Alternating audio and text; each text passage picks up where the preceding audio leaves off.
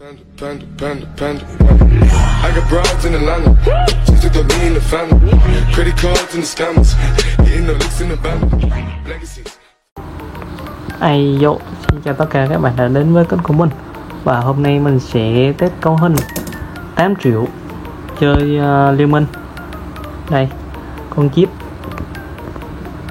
theo đờ mình chỉnh lại nhé. Con chip i5-3470 là giờ giá trên thị trường là 800, main H61 M là tầm 500, RAM cặp RAM 4x2 là tầm 600, nguồn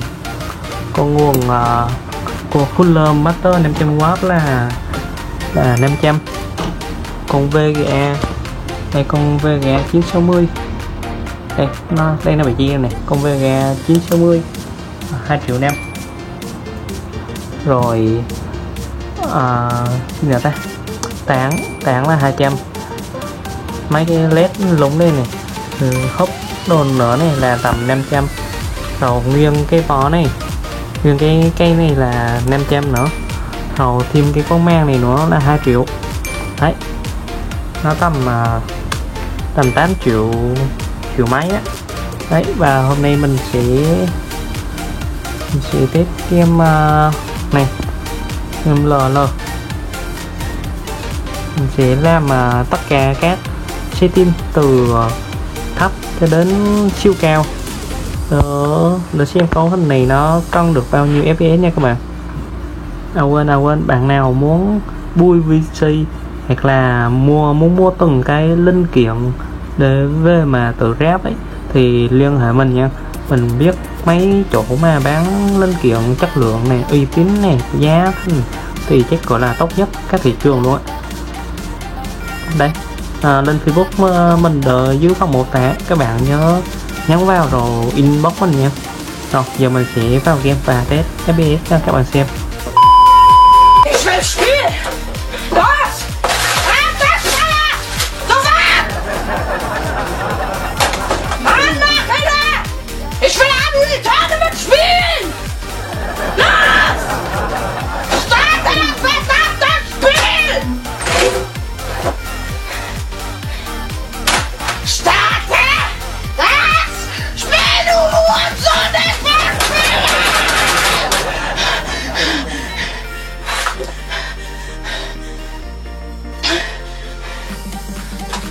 Ich sag's nicht noch einmal!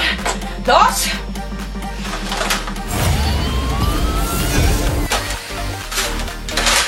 Aufdecken!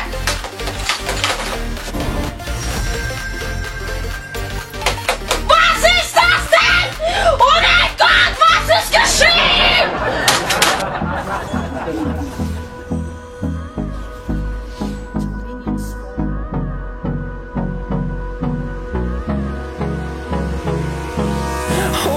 Close till I get up. Time is barely on our side. I don't wanna waste what's left. The storms we chase are leading us, and love is all. Starte! Was? Spiel, du Hurensohn, ich fuck mich! We'll go through the wastelands, through the highways, till my shadow turns to sun rays, and on we'll Auf den Klos!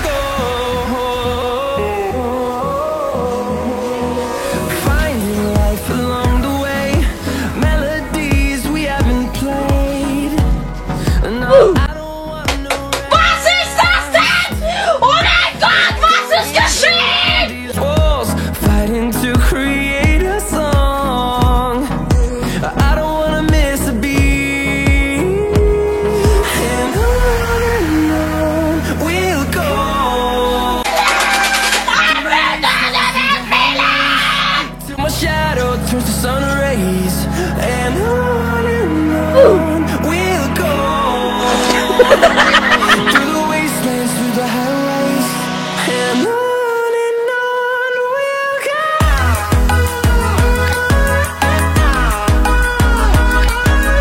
Cho nên nay hơn 70 tuổi mà tôi chưa gặp cái trường hợp nào mà nó như thế này cả.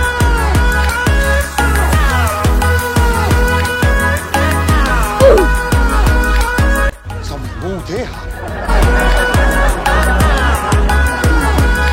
And we'll grow in number, fueled by them to see the horizon, turn us to thousands. And we'll grow in number, fueled by them to see the horizon. Cho nên nay hơn 70 tuổi mà tôi chưa gặp cái trường hợp nào mà nó như thế này cả. And on we'll go, through the wastelands, through the highways, till my shadow turns to sun rays. And on we'll go, through the wastelands, through the highways, and on we'll go.